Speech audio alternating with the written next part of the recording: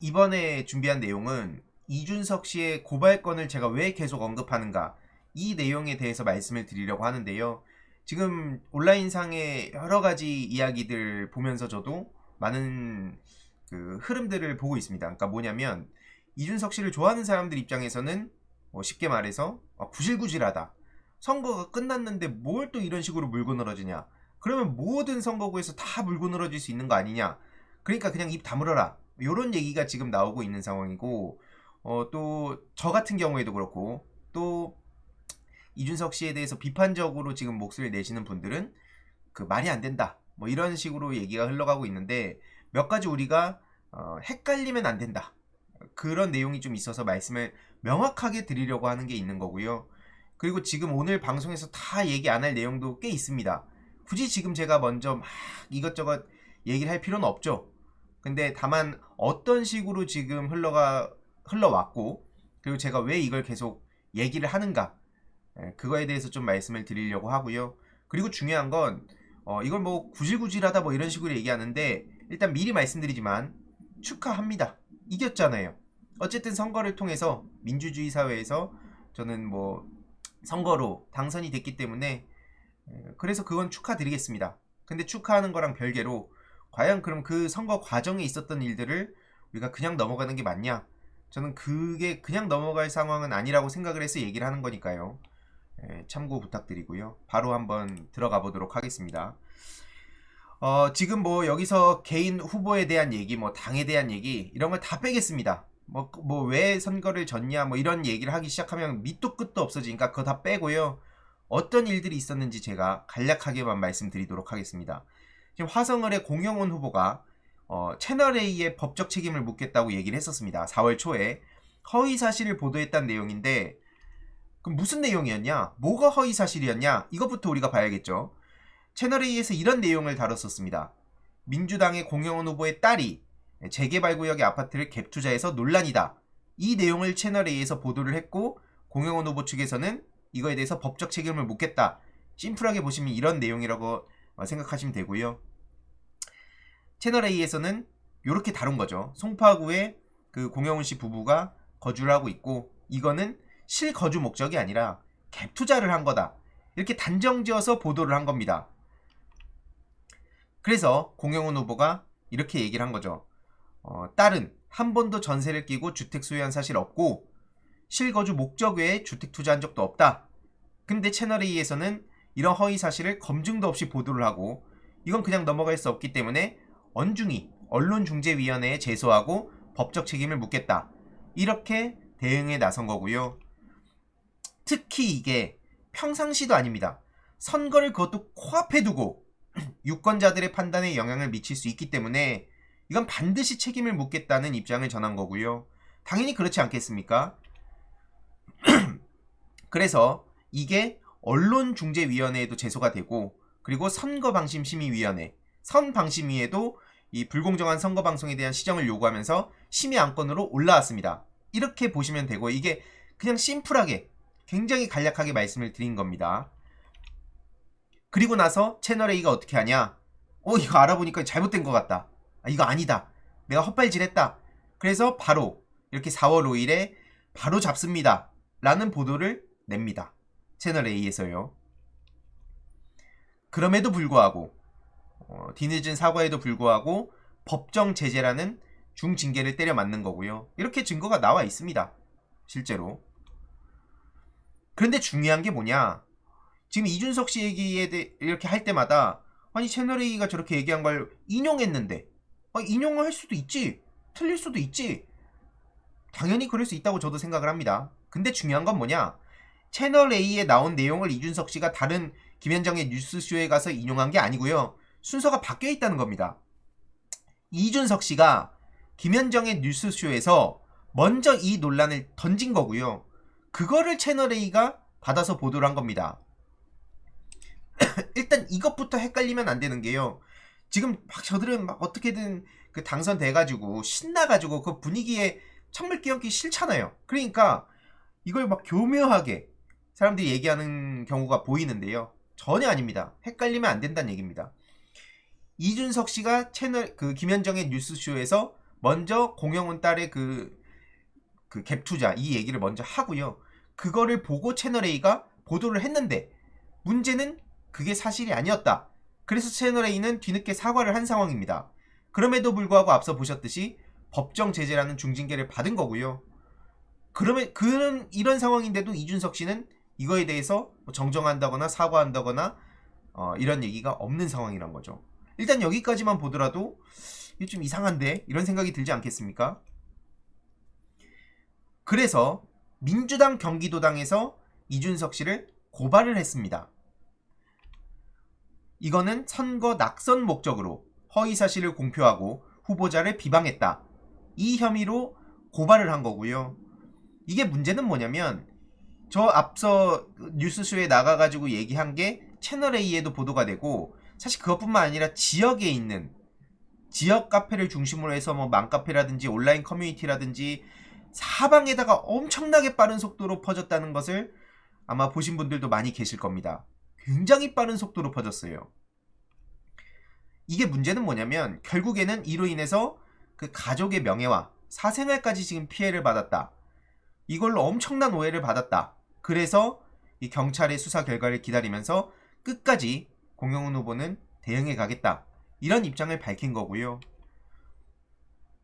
어떻게 가족의 신상까지 터냐? 여기서 또 궁금한 게 생기는 거죠. 일반인입니다. 공영훈 후보에 따른 일반인인데 결혼해서 살아가는 사람의 이런 정보를 어떻게 입수해가지고 저렇게 갑자기 라디오에 나가고 갑자기 또 허위사실 그냥 당당하게 얘기하지? 이 과정에 대해서도 하나하나 나눠가지고 한 번에 너무 많은 얘기를 하면 어차피 헷갈리니까요. 간단하게 이런 의문을 가질 수 있다. 요 정도만 보고 일단 넘어가겠습니다. 아무튼 저렇게 가족의 신상까지 털어가지고 막판에 엄청난 물량 공세를 했죠. 특히나 이게 중요한 게 뭐냐? 저는 영향을 줬다고밖에 생각이 안 듭니다. 저뿐만 아니라 많은 사람들도 영향을 줬다고 생각할 수밖에 없죠. 왜냐? 동탄이 평균 34세라는 거 아마 아실 분들은 다들 아실 텐데요. 그 젊은 유권자들이 많은 지역에서 갑자기 딸의 갭투자 이거 한 거 아니야? 이런 얘기를 하고 막 사방에서 그런 얘기를 하면 영향을 안 받겠습니까? 심지어 막판에 뭐라 그랬습니까? 이 골든 크로스라고 얘기한 것도 무슨 근거로 한 건지 저런 얘기를 해도 되는 건지 아니 선거 막바지 한 일주일 동안에는 사람들이 그래서 여론조사 인용할 때도 굉장히 조심하고 뭐 수치 얘기하면 그 수치 얘기할 때 그 이렇게 밑에 뭐 어느 그 여론조사 기관에서 하고 기간이 언제였고 이런 걸 꼭 언급하지 않습니까? 그리고 막바지엔 특히나 최대한 조심을 하는데 갑자기 골든 크로스를 했다 그래요. 그럼 그냥 이제 정치 저간여층인 사람 입장에서 만약에 봤을 때 딸에 이런 갭투자 문제도 있다 그러고 막 계속 시끄럽고 거기에다가 근데 막판에 골든 크로스가 됐다고? 심지어 아빠 찬스라고? 이렇게 명확하게 계속해서 막 물량 공세에 퍼붓지 않았습니까? 그러면 나는 이번엔 한번 다른 후보를 찍어볼까? 이렇게 생각하는 사람이 왜 없겠냐니까요? 이게 영향을 안 줬다는 겁니까? 계속 이런 식으로 기사가 나오고 온라인 커뮤니티부터 뭐 지역 카페부터 여기저기 막 퍼졌는데 그래서 이게 실제로 공직선거법이라는 게 얼마나 사람들을 피곤하게 만드는가. 이재명 대표님이 김문기 몰랐다 그래서 재판까지 받고 있습니다. 이거는 뭐 이준석 당선자를 좋아하든 싫어하든 이재명 대표를 좋아하든 싫어하든 이런 문제가 아니란 거예요. 뭐 공직선거법 뿐만 아니라 모든 법이 누구한테는 좀 그래도 유연하게 적용되고 누구한테는 아주 진짜 먼지 하나라도 털어가지고 진짜 자로 쟀을 때 조금이라도 오차 있으면 그냥 가차없이 보내버리고 이러면 안 되는 거잖아요. 그러니까 저도 계속 얘기하는 게 동일잣대, 동일검증, 동일 책임 이걸 계속 얘기하는 겁니다. 허위 발언을 했다면서 이재명 대표는 재판까지 넘어갔어요. 마찬가지로 공직선거법입니다. 근데 참고로 이거는 당선 목적의 허위사실 유포한 거다. 한마디로 본인이 당선되기 위한 허위사실 유포한 거다. 그러면서 검찰에서 이걸 기소했습니다. 근데 앞의 내용은 심지어 상대 후보를 낙선시키기 위한 목적 아닙니까? 훨씬 더 세죠. 실제로. 근데 이런 와중에 제가 이런 얘기를 계속하면 저한테 와서 그래요. 막 제 인스타그램이나 SNS에 와가지고도 구질구질하다. 이거 뭐 마삼중 실컷 뭐 기대한다더니 이거 본인 지금 예측 틀리니까 와가지고 구질구질하게 저게 뭐냐 이런 얘기 하는데, 다시 말씀드리지만 모든 지역에 당선된 후보들에 대해서 저 축하드립니다. 그 당을 떠나서 축하하고요. 이준석 씨도 축하합니다. 근데 그거랑 앞서서 이런 과정에 대해서 문제 제기하는 건 다른 얘기 아닙니까? 깔끔하게 그냥 인정하고 입 다물라고요? 그래서 어제 제가 이런 글을 쓴 겁니다. 그럼 앞으로 이게 유시민 작가님 말씀처럼 모든 그 민주주의 사회에서의 선거는 무한 반복 게임 아닙니까? 무한 반복돼요. 제가 나중에 죽어도, 이걸 보시는 분들이 나중에 다 세상을 떠나게 돼도 민주주의 사회 속에선 계속 반복되는 게임입니다. 그래서 무한 반복 게임이라는 거예요. 그럼 앞으로 모든 다가오는 선거에서 그냥 졌으면 입 다물어야 됩니까? 선거 과정에서 뭔가 문제가 있었다 그래도 이거는 졌으면 그냥 입 다물어야지. 어디 루저 주제 와가지고 구질구질하게 굴어? 이렇다는 겁니까? 말이 안 되는 얘기죠. 그럼 결국엔 그게 무슨 얘기랑 같은 겁니까? 수단과 방법을 가리지 않고 어떻게든 이기면 된다는 얘기예요. 무슨 방법을 써서라도. 그래, 이게 얼마나 웃긴 건지는 또 뒤에 말씀드리겠습니다. 게다가 윤석열 대통령을 우리가 비판할 때 그 정부 여당에서 맨날 뭐라 그랬습니까? 저것들 대선불복하는 거다. 윤석열 대통령 그 0.73% 차이로 당선됐는데 이거 인정 안 하는 거다. 좀 뭐 하는 것들이냐? 이런 식으로 맨날 입을 막았어요. 아니, 비판도 못하게 막았고, 뭐 잘못된 게 있다 그래서 이거 문제 제기하고 그런 것도 막았고, 심지어 야당 대표가 2년 전부터 대화를 하자 그러는데 대화조차도 안 했어요. 그때 그리고 이준석 씨의 지지자들은 윤석열 정부를 뭐라고 비판했었습니까? 대통령 그때 뭐라고 비판했어요? 생각 안 납니까? 그냥 얘기했는데 아님 말고 끝이에요? 그냥 내가 김현정의 뉴스쇼가, 그리고 뭐 그 방송에 대해서 많은 말들이 있고, 저도 기계적인 중립에 공감을 하지 않는 편이기 때문에 뭐 그거에 대한 뭐 비판, 이건 일단 지금 넘어가겠습니다. 그걸 얘기하지 않겠습니다. 어쨌든 영향력이 엄청나게 큰 건 사실 아닙니까? 거기에 나가가지고 오죽하면은 채널A 같은 그 방송에서도 그걸 물어가지고 보도했다가 심지어 뒤늦게 사과했는데도 법정 제재라는 중징계를 받았는데, 이준석 씨는 그냥 당선됐으니까 끝이에요? 심지어 먼저 원인 제공을 한 사람인데 이걸 그냥 넘어가야 됩니까? 이게 제가 구질구질한 거예요? 제가 그리고 구질구질할 이유가 뭐가 있습니까? 이게 이준석 대표가 여태까지 주장해온 공정한 경쟁이냐? 그래서 그렇게 제가 어제 글 마지막에 쓴 겁니다. 이게 본인이 여태까지 주장해온 공정한 경쟁입니까? 그리고 이준석 씨 지지자들이 늘 하는 얘기 있죠. 막 펜코 가면은 그런 얘기 엄청 합니다. 게임은 원래 이기려고 하는 거 아니야. 상대 기분 나쁘고 상대 감정 긁고 그렇게 만드는 게 원래 진짜 이기는 거야. 제가 프로게이머 출신으로서 그거 모르겠습니까? 그래서 제가 맨날 얘기하는 거예요. 이준석 씨는 이준석 씨로 그대로 그 방법으로 제가 대응을 하는 거라고요.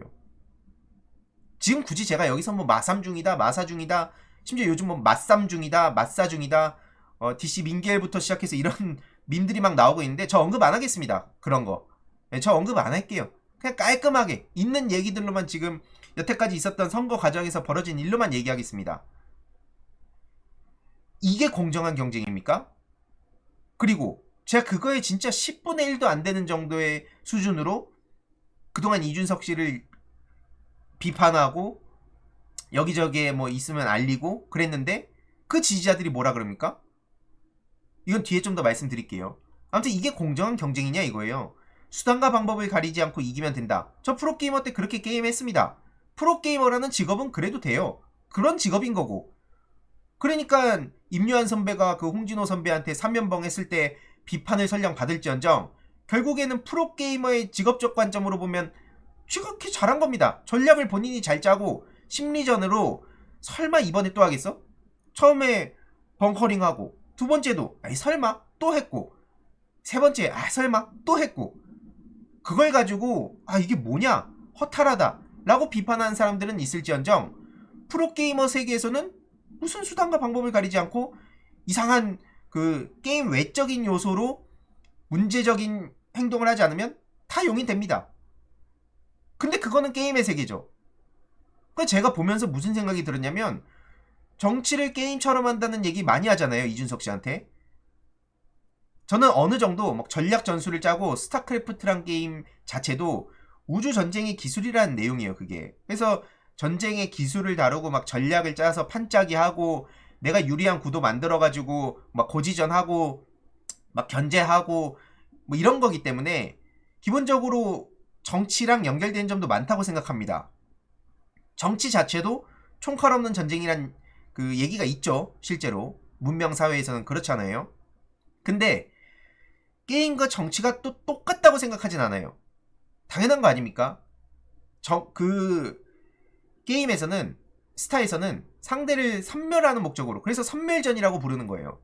상대를 섬멸할 목적으로 그렇게 하는 거고, 정치에서는 내가 이겼다 하더라도 다음번엔 질 수도 있고, 반대로 이번엔 내가 졌더라도 다음번엔 이길 수 있으니까 우리가 뭐 보수 진보를 떠나서 인간으로서 생각을 하자. 그래서 이번에 김진 씨를 비판했던 맥락도 그런 거 아닙니까? 근데 본인은 공정한 경쟁이라고 하면서 온갖 얘기 다 해놓고 이런 식으로 이기면 그냥 끝났다? 그럼 뭐 결국에는 여기서 그냥 입 다물라고 하고, 지금까지도 이준석 씨가 아무 말 없는 것 같은데 이러한 게 본인이 말한 공정한 경쟁이라고 얘기하는 거랑 똑같은 거예요. 윤석열 대통령이 본인 입으로 자유 실컷 얘기하는데 그것도 결국 나와 내 주변인들의 자유, 약자들, 서민들, 심지어 중산층, 게다가 대기업들, 너네들 중에서 내 마음에 안 들면 너넨 자유 없는 거지. 어디 건방지게. 이러니까 우리가 그걸 갖고 비판하는 거 아닙니까? 똑같다는 얘기고요. 심지어 이게 선거 과정에서도 제가 얘기했는데 결국 못 본 척 하더라고요. 함익병 씨가 선거 유세 가서 막바지에 무슨 얘기했습니까? 제가 그래서 정리해가지고 얘기를 했잖아요. 이승만을 영도자라고 얘기하면서 뭐 건국전쟁을 띄우고 저렇게 찬양하듯이 하고, 이승만이 아니었으면 민주주의 할 수 없었을 거라고요? 독재도 있지만 민주주의에 씨를 뿌린 사람이라고요? 그게 뭐 말 같지도 않은 소리라는 겁니까? 그렇게 따지면 뭐 옛날에 히틀러라든지 이런 사람들 다 정당화하는 게 그런 거 아니었습니까? 그러면서 대한민국의 정상적 보수랑 정상적 진보가 본인의 얘기에 다 동의를 해야 되는 거고, 여기에 이의제기하는 사람들은 대한민국 국민 자격이 부족하다고 얘기를 했었습니다. 실제로 함익병 씨가 얘기했고요. 이렇게 제가 요약을 하니까 아니 그 뒤에다가는 김대중 노무현 대통령도 얘기했는데 또 악의적으로 선동하네 크크 이러고 있는데, 압니다.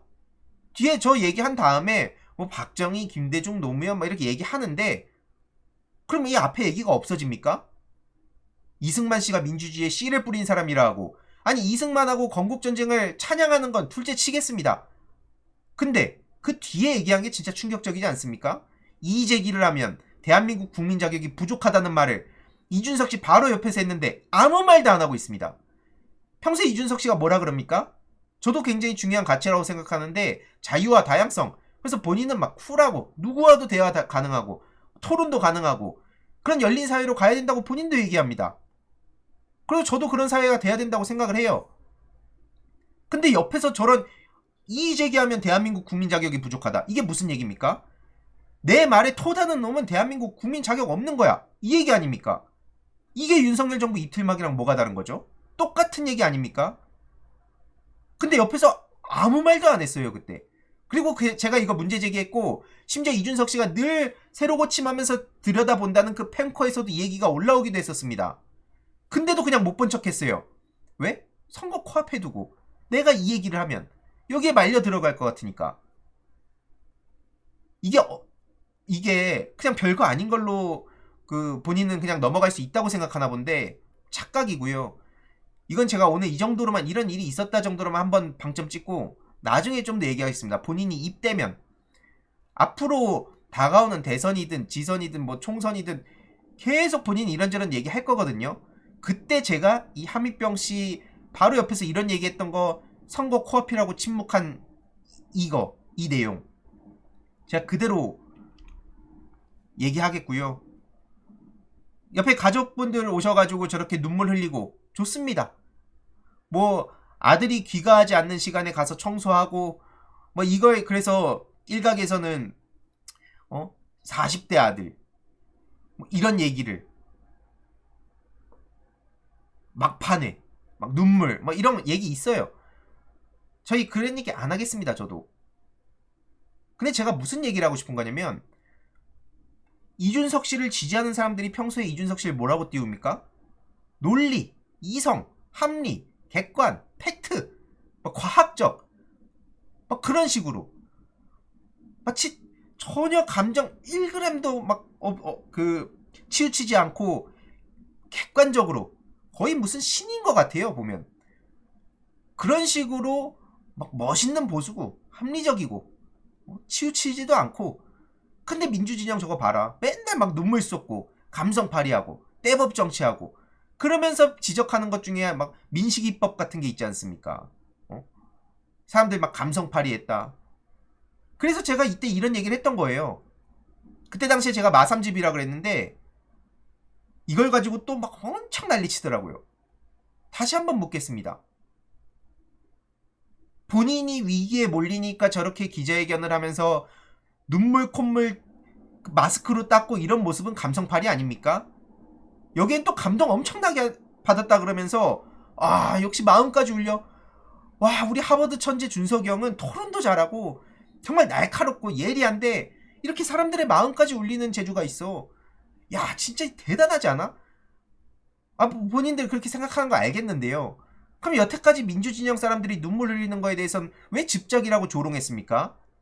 저는 그걸 얘기하고 싶은 거라니까요. 그럼 네 생각은 뭐냐? 라고 묻잖아요. 전 계속 얘기했습니다. 정치라는 게 그래서 로고스, 에토스, 파토스 그런 얘기한 거 아닙니까? 로고스 이성적인 거, 파토스 감성적인 거, 에토스 신뢰 뭐 이런 거 중요한 거, 이게 다 삼박자가 같이 가야 되는 거고, 이성에만 소위 말하는 그런 막 팩트 그런 거에만 매몰돼선 사람들 설득할 수 없다. 근데 때로는 민주당에서는 팩트, 당위, 진정성 이런 얘기에만 집중하는 것 같아서 그것도 중요하지만 결국 정치는 사람들의 마음을 얻어야 되는 영역이기 때문에 로고스적인 거에만 집착하면 안 된다고 저도 늘 얘기했습니다. 때로는 눈물도 흘리고 그 눈물이 나를 위한 거냐, 아니면은 내 뭐 지역에 있는 유권자분들 혹은 이제 전국에 있는 국민들을 위해 오는 거냐, 이게 다르다는 거죠. 그래서 저는 누가 눈물 흘리고 그게 제 입장에서 때로는 공감이 안 가는 눈물일 수 있어도 그래도 그런 감성의 영역에 있는 것 자체를 무조건 비난할 생각 없습니다. 저는 네 소신이 뭐냐라고 물으면 저는 그렇게 대답한다는 거예요. 근데 이준석 씨 지지자들은 여태까지 무슨 뭐 이준석의 눈물은 진짜고 저게 진정성이 있는 거고 민주당의 눈물은 저건 다 가짜고 또 감성팔이 안에 크크크.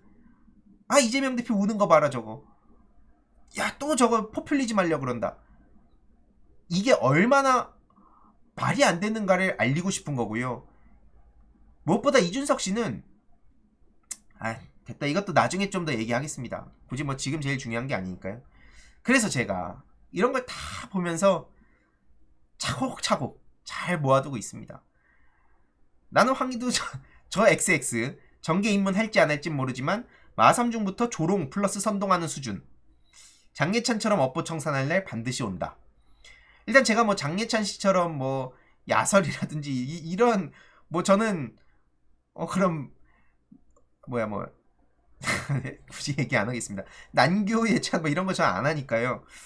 뭐 업보 청산이라고 할 게 뭐 또 다른 차원에서 저도 비판받을 점이 있겠지만 아무튼 중요한 건 뭐냐면 제가 앞서 얘기했잖아요. 10분의 1 수준으로 하는데도 저한테는 그렇게 난리를 치는데, 그러면서 뭐 이런 반응들이 있더라고요. 고졸인데 그 스펙으로 정치할 수 있을까? 일단 요걸 봤을 때 어떤 걸 중심으로 생각하는지, 이 학력, 돈, 예를 들어서 이런 게 가장 중요하다고 생각할 수 있습니다. 그 생각 자체를 뭐 반대하지도 않고요. 그냥 본인들이 누군가가 각자가 그렇게 생각한다는데 제가 뭐 그걸 갖다가 너 그거 틀렸어, 너 내 말에 이의 제기하면은 넌 대한민국 국민으로서 자격 부족해, 저는 이렇게 얘기하지 않습니다. 저렇게 생각할 수 있죠. 학력이 가장 최고의 그 가치관일 수도 있죠, 누군가한테는. 근데 저는 그게 최고의 가치관이 아니라는 거고요. 스타도 개 못해서 나고된 새끼 아님? 뭐 이런 얘기도 있었는데 스타 저 못했습니다. 그래서 스타2에서 그 64강에서 요한이 형 만나고 깨진 게 제 입장에서는 사람들은 조롱하죠. 근데 제 입장에서는 엄청난 인생의 그 자부심입니다. 임요한 때문에 스타를 시작했고 데뷔전이자 제 은퇴를 임요한 선수하고 함께 했고, 저한테는 이제 그게 굉장한 자부심이고 그 과정에서 참 많은 걸 배웠는데 뭐 어쨌든 저 조롱도 그렇다 칩니다. 여기서 이제 또 어떤 분은 알림이 황희도를 구독을 한참 전에 했는데 이준석 가는 영상을 보고 바로 구독 취소했다. 뭐 취소할 수 있죠. 마음에 안 들면. 꼭 그게 아니더라도 다른 어떤 이유로든 취소할 수 있죠. 그것도 그럴 수 있습니다. 근데 여기서 전과자 얘기가 나오더라고요. 야, 그래서 전과자. 펜코 지지자들이 저한테 늘 하는 얘기 중에 하나가 뭐냐면 전과자. 저 허위사실 유포하고 전과자 주제. 그래서 이 얘기로 이어서 하고 싶다 이겁니다. 제가 왜 전과자가 됐냐. 이명박 씨의 신천지 관련 의혹 제기를 했었던 거고요. 결국 징역형 집행유예를 최종 선고받았습니다. 이 얘기가 갑자기 왜 나오냐? 바로 공직선거법이었고요. 징역 6개월에 집행유예 2년 받았습니다. 80시간 사회봉사 명령 받았고요. 실제로 80시간 사회봉사도 하고 왔습니다. 중요한 건 1심에서 제가 무죄를 받았었거든요. 이것도 이명박 씨 것만이 아니었습니다. 기억하실 분들도 계실 텐데 이명박, 곽상도, 그리고 당시 미래통합당 이 세 군데 그 고소 고발이 합쳐져서 공직선거법으로 이게 하나가 딱 돼가지고 결국에 최종적으로 1심에서는 다 무죄를 받았었는데 이게 막바지에 다 뒤집힌 거거든요. 다 뒤집힌 건 아니고 정확히 말하면 미래통합당 건하고 그 곽상도 건은 최종 무죄를 받았고 이명박 씨 건만 최종 유죄를 받아서 제가 피선거권 10년 박탈된 상황입니다. 공직선거법으로요. 근데 저는 진짜 너무 궁금하더라고요. 누구도 대답을 안 해주는데 일단 미리 결론부터 말씀드리면 대법원 선고 부정 안 합니다. 받아들여요. 아니 어쨌든 받아들여야죠. 뭐 어떻게 하겠습니까? 근데 제가 궁금한 건 여기서 그럼 전 이런 질문을 할 수밖에 없다는 거죠. 이명박 씨 전직 대통령이었고 앞으로 선거 나올 일도 없고 지난번 총선 때 나온 바도 없고 근데 공직선거법으로 걸려가지고 결국엔 그 최종 유죄 때문에 내가 집행유예 그 징역형 집행유예를 받고 심지어 국민의힘은 아직도 민사소송이 끝나지 않았거든요. 이 다음 총선, 그러니까 4년이 지났죠. 4년 넘게 지금 국민의힘에선 저 민사 가지고 1,000만원 걸었다가 그게 1심에서 800만원 나왔는데 그것도 마음에 안 든다고 거기서도 항소를 했어요. 저는 저대로 항소를 했고 이번 총선이 아니라 지난 총선입니다. 지난 총선에서 형사에선 최종적으로 무죄가 나온 국힘 건도 민사로 지금 저를 계속 걸고 있거든요. 이런 상황인데 이명박 씨 거는 결국엔 그리고 유죄가 나왔잖아요. 선거에 나오지도 않은 이명박 씨가 공직선거법으로 제가 걸려갖고 징역형 집행유예를 받았는데 심지어 저도 언론 인용하고 막 방송 인용하고 그래서 CBS랑 뉴스앤조이랑 거기에 몇 년 동안 기사에 박제가 돼 있었던 내용이니까 그럼 이게 어느 정도 사실이니까 제 기억에 한 2012년인가 막 그쯤에 올라왔던 기사들도 있었거든요. 그러니까 그 이후에 이제 이명박 대통령이 퇴임하고 한참 지난 시점이었잖아요. 제가 지난 총선 때 인용했으니까.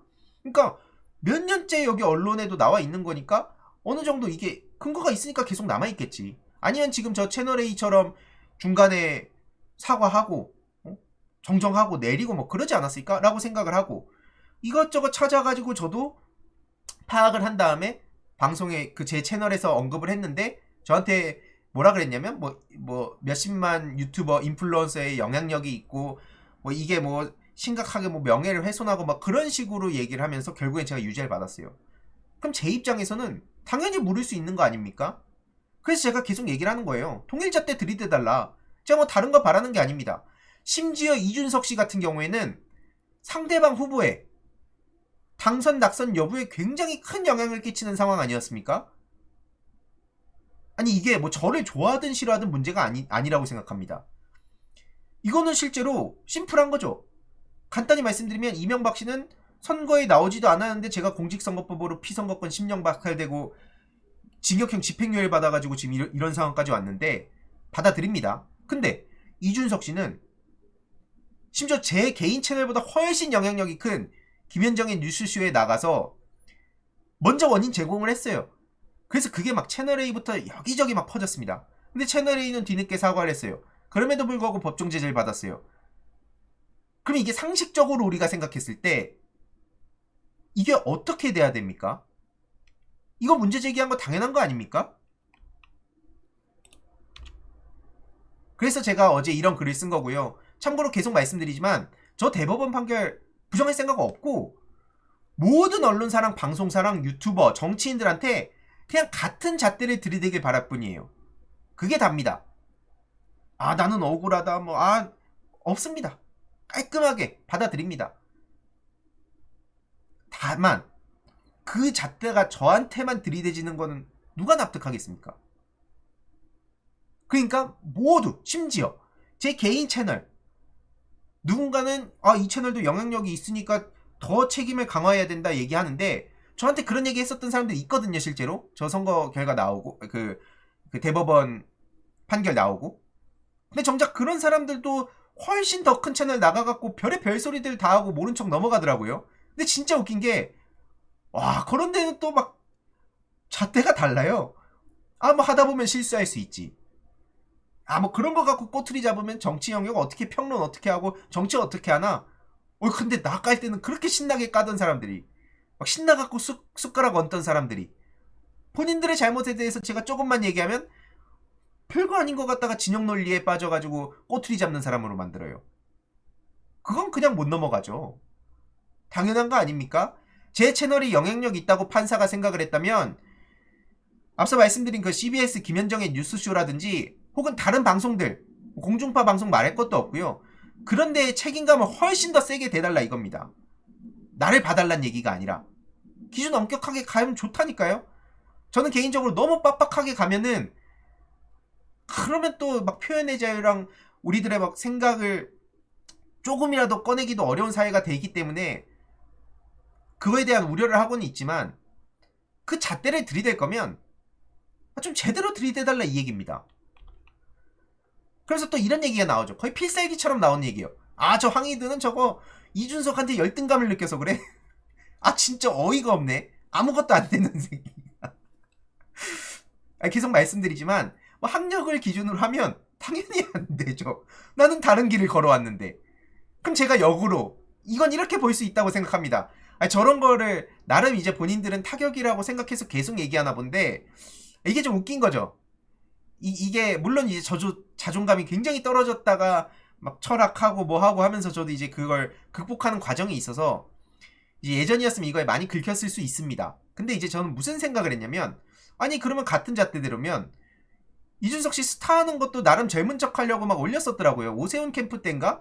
막판에 무슨 헌터라는 그 맵 같은 데서 이상하게 스타하고 있는 걸 그냥 나름 본인은 이제 그 사진 한 장 남기는 거죠. 나 이렇게 스타도 하고 게임도 하고 뭐 이런 이미지를 남기려고 올렸는데, 그럼 같은 잣대대로면 게임도 뭣도 못하고 맨날 전략 짠다 그러면 비단 주머니라 해갖고 그 팀킬 주머니 돼가지고 대선 후보 치명적 타격을 입힌 주제에 무슨 어디서 전략 전술 얘기하고 제갈량 행세하고 다닙니까? 이렇게 얘기할 수 있는 거예요. 역사적이든 뭐 문화적이든 뭐 사회적이든 뭐 어떤 지식이든 학벌이든 그런 거 이준석 씨가 저보다 훨씬 당연히 아는 것도 많겠죠. 공부도 많이 했고 인정합니다. 그걸 갖고 제가 억지로 다른 영역에서 막 비교하면서 내가 더 낫는데 난 뭐 이런 얘기 안 합니다. 깔끔하게 인정해요. 근데 반대로 역으로 보면, 그럼 전략전술 차원에서 이준석 씨의 저 전략들이 과연 유효타가 얼마나 있었는가?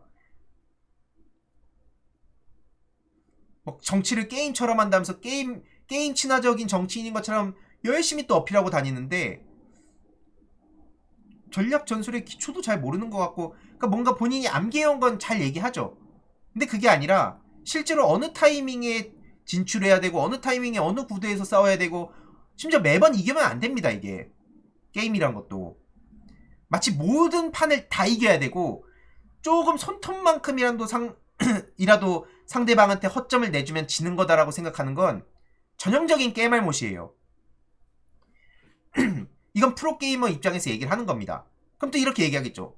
뭐 프로게이머로서 제대로 성과도 못 낸 사람이 그렇게 얘기할 겁니다. 그럼 저도 똑같이 물어봐야죠. 그럼 이준석 씨는 하버드 가서 1등 했습니까? 이렇게 얘기하면 뭐라 그래요? 뭐 말 같지도 않은 걸로 꼬투리를 잡아. 이런 식으로 얘기를 하죠. 아무튼 그리고 이게 중요한 게 아니었고요. 자, 그러면 여기서 이제 궁금한 게 한둘이 아니죠. 대선 과정에서 이재명 당시 대선 후보한테 와가지고 댓글로 저렇게 와서 언급하는 거. 계속 와서 붙었어요. 저렇게 막 댓글로 붙어가지고. 그래서 저도 똑같이 했던 겁니다. 저도 똑같이 아니 이거 팀킬 주머니 아닌가요? 했더니 그날 차단당한 거예요. 페이스북에서. 그날. 본인 멘탈 탈탈 털려가지고. 그리고 본인은 차단해놓고 아 나는 저렇게 대선 후보한테 가서 과감하게 댓글 달고 아 이게 내 선거에 얼마나 큰 영향을 줬어. 심지어 펜코에서도 아 제 민주진영 애들 그 이재명 맨날 괴롭히니까 그러니까 이준석한테 발작 버튼 눌린 거야. 이렇게 얘기하죠. 아니 그러면요. 제가 이준석 씨한테 저렇게 비판을 하고 차단당한 거 요거에 긁힌 거랑 똑같다는 얘기로 되지 않습니까? 심지어 이 반응들이 웃긴 거예요. 반응들 보면 야 역시 우리 준석이 형이 이재명 대표 저렇게 막 날카롭게 찔러가지고 아 스타일 살아있네 이러면서 뭐 싸가지 없다고 욕하는 사람들 이해는 된다. 근데 난 저게 좋아. 저런 식으로 얘기를 해요. 실제로 저런 식으로 얘기를 하면서 막상 우리 형한테 저 뭐 어디서 굴러먹다 들어온 놈이 와가지고 나한테 우리 준석이 형한테 저렇게 찌르는 거 아 저 열등감이야 저건. 아 열등감을 왜 느낍니까? 아 지나가다가 그러면 무슨 뭐 하버드 뭐 출신이고 뭐 서울대 출신이고 아니면 뭐 정치인 심지어 정치인이라고 해도 죄송한데 굳이 이준석 씨한테 열등감을 느낄 이유가 뭐가 있습니까? 당장 민주당의 그 더 젊은 전용기 의원 이번에 재선됐는데 그러니까 그 자체가 웃긴 거죠. 그냥 고학력이고 뭐 돈 많고 아니면 뭐 권력 쥐고 그러면은 그게 그 부러움의 대상이 되는 겁니까? 그렇게 생각하는 사람은 있을 수 있어도 적어도 저는 그런 거에 부러움을 느끼고 그러진 않는 사람이니까요. 그럼 또 이런 얘기 할 수 있죠. 아 그래 그래도 무려 당대표였는데 상대 대선 후보한테 가서 댓글 달 수 있지? 그럼 그렇다 칩시다. 그럼 여기서 또 나오는 사람이 있죠. 안철수 씨한테 그럼 왜 그렇게까지 했지? 이준석 씨는?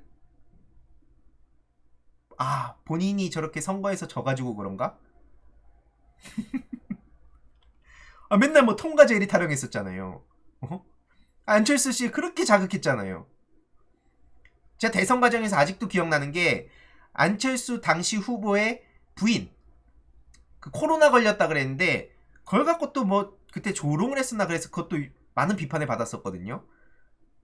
그러면 이준석 씨 지지자들의 그 잣대 그대로 받아들이면 안철수 후보한테 떨어졌으니까 그래가지고 발작 눌린 겁니까? 버튼 눌려갖고 계속 저렇게 흥분하고 이준석 씨도 그래가지고 지금 뭐 톰과 제리 타령하면서 그러는 거예요? 제 생각이 아니라 본인들의 논리대로는 그런 거 아닙니까?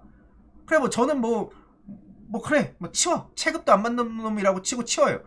그러면 이준석 씨 체급 그 체급 타령하는 것도 웃긴데 그것도 다 받아들인다 치면 이준석 씨의 체급과 안철수 씨의 체급과 누가 더 높다고 볼 수 있는 겁니까? 왜 안철수 씨 얘기만 나오면 또 그건 또 못 본 척하고 애써 웃는 척하면서 넘기려고 해요? 그건 뭐 할 말이 있습니까? 그리고 여기서 또 빠질 수 없는 사람이 있죠. 잘했어 라이코스라면서 장예찬 씨 그렇게 또 댓글로 가가지고 굳이 성질을 긁어요. 그럼 이것도 물을 수밖에 없다는 겁니다. 아니 이준석 씨는 장예찬 씨한테까지 그 열등감을 느끼는 겁니까? 그런 거예요? 그래서 장예찬 씨가 이 얘기했잖아요. 그럼 이준석의 성상납은?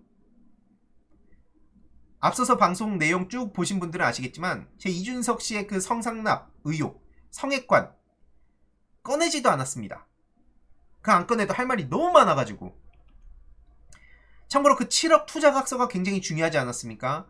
지금 많은 사람들이 잊고 있는데 요 얘기를 제가 그리고 굳이 하지 않았는데 요것만 언급하겠습니다. 뭐냐면 징계의 결정타가 됐었잖아요. 이걸 이준석 씨가 어떤 식으로 대응했는가를 잊지 말자는 거죠.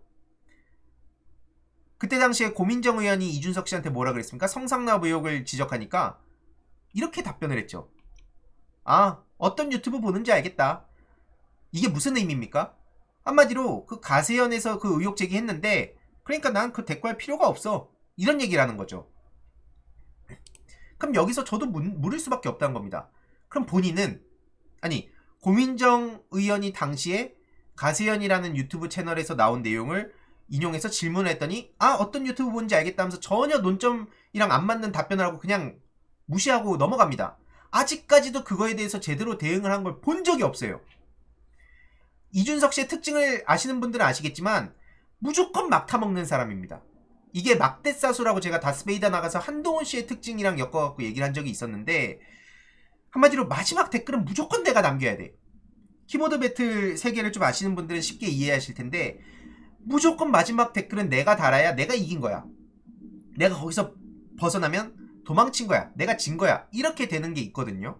근데 그런 것처럼 뭐만 있으면 계속 사사건건 얘기에 막 마지막 댓글, 막 마지막 페이스북 게시글 내가 올려야 되고 하루에 게시글 몇 개를 올린 적도 있습니다. 심지어. 근데 왜 저 성애권 논란에 대해서는 님 무슨 유튜브 보는지 알겠음 이러고 넘어가는 거죠. 그래놓고 진짜 웃긴 게 뭔지 아세요? 평소에 막 그런 유튜버들 무시한다면서 정작 본인도 유튜브 시작할 때 처음에는 나는 정책 유튜브 할 거야, 좌우를 떠나서 저 유튜버 극단적인 거 어쩌고저쩌고 막 하더니 안 올라가는 겁니다. 여제주 처음에 만들었을 때. 심지어 그것도 각 라디오 나가면 나갈 때마다 옷 입고 나가고, 그 무슨 뭐 여제주 뭐 옷 입고 나가고, 고정 댓글로도 심지어 그 공중파 라디오 같은 데서 구독해달라고 막 그렇게 고정 댓글까지 굉장히 이례적으로, 저 그런 경우 못 봤거든요. 그렇게까지 했는데도 성장을 못하는 거예요. 실제로 지금도 사장 남천동이 굉장히 빠른 속도로 추월을 했었죠. 그랬었는데 그러니까 하다 보니까 안 되니까 갑자기 그냥 현안으로 뛰어들더라고요. 결국 본인은 아닌 척 하더니. 왜냐면 그때 몸집을 한창 키워야 되는 시즌이었거든요. 근데 하다가 안 되니까 결국 이재명 대표님 그 건 언급하면서 라이브를 시작하고 본격적으로 현안으로 뛰어들었던 걸로 기억해요. 근데 제가 이 말씀을 왜 드리냐면, 그렇게 유튜버들에 대해서 평소에 무시하면서 본인 난감한 그런 질문에 대해서는 어떤 유튜브 본지 알겠다고 넘어가 놓고, 막상 윤석열 대통령이 이준석 씨의 뒷담을 깠던 게 유튜브 채널에서 올라오니까 그땐 또 바로 그거 갖다 인용해서 자기 페이스북에 당당하게 올립니다. 이 정도는 해야 저렇게 뭐 천재 소리 듣는 건가? 그 정도는 그런 게 비단주머니인가? 나한테 오는 거는 그냥 무시하고 남들한테 찌르는 건 예리한 칼날이라고 포장하는 거. 남들이 눈물 짜는 거는 감성팔이 하면서 정치를 이상하게 만드는 거고, 나는 항상 공학도로서 대안을 모색하고 뭔가 미래를 준비하는 그런 어떤 천재적인 플레이어인데, 막상 내가 눈물 흘리는 건 정말 참을 수 없는 그런 눈물이 돼야, 그 정도는 돼야 이게 그 비단 주머니를 가진 그런 천재의 정치인이 되는 건가? 뭐 그런 생각이 드는 거죠. 사실 지금 제가 이거 관련해서 말씀 안 드린 것도 상당히 많은데요. 오늘은 요 정도만 얘기해도 될 것 같습니다. 지금 저도 참고로 말씀드리면 페이스북에 글을 쓸까 말까, 오늘도 쓸까 말까, 어젯밤에도 쓸까 말까, 굳이 이걸 내가 빨리 다 얘기를 할 필요가 없을 것 같다. 이 시점에 대한 생각이 들어서 정리해놓은 그 큰 글의 맥락만 해도 한 7개 정도가 있습니다. 근데 굳이 제가 지금 다 이거를 성급하게 얘기할 필요가 없어서 하나씩, 뭐 똑같이 표현을 하자면 비단 주머니 갖고 하나씩 깔게요. 하나씩 까겠습니다. 근데 제가 하나 결론적으로 그래서 지금 얘기하고 싶은 건 뭐냐면, 저도 공직선거법 굉장히 세다고 생각하고요. 실제로 이준석 씨에 대한 그 공직선거법이 어떻게 적용이 되는가에 대해서는 우리가 계속 관심을 가져야 된다고 생각합니다. 그래서 말씀을 드린 거고요. 결국에는 이 어떤 식으로 어떤 결론이 나올진 모르지만 그건 알 수가 없죠. 하지만 이거에 대해서 입 다물어라, 졌으니까 그냥 깔끔하게 물러나라, 그런 식으로 얘기하는 거에는 절대 동의를 할 수도 없고 해서도 안 된다고 생각하고요. 그리고 참고로 그런 식으로 얘기하다가는 나중에 어떤 경우에서든 이준석 씨 본인이 난감해지는 순간이 올 수밖에 없습니다. 제가 그건 진짜 장담을 할게요. 그 지금까지도 못 본 척하고 있던데, 이게 만약에 본인이 윤석열 정부에 타격을 주는 뭐 3개월짜리야 이런 거였으면 지금까지 악착같이 못 본 척하고 있었을까요? 과연? 그 사람의 스타일이 있는데 왜 이게 성애권 논란이라든지 지금 이런 공직선거법, 심지어 채널A에선 납작 엎드렸는데도 불구하고 법정 제재라는 중징계를 받았는데 왜 본인은 아직까지 아무 말도 안 할까? 그 원인 제공을 한 사람인데. 그래서 저는 이거를 주목해야 된다. 그렇게 말씀을 드리고 싶은 겁니다. 이번 내용도 유익했다면 구독, 좋아요, 알림 설정, 멤버십 가입 정말 큰 힘이 된다는 점 말씀드리고 싶습니다. 주위에 널리 공유 부탁드립니다.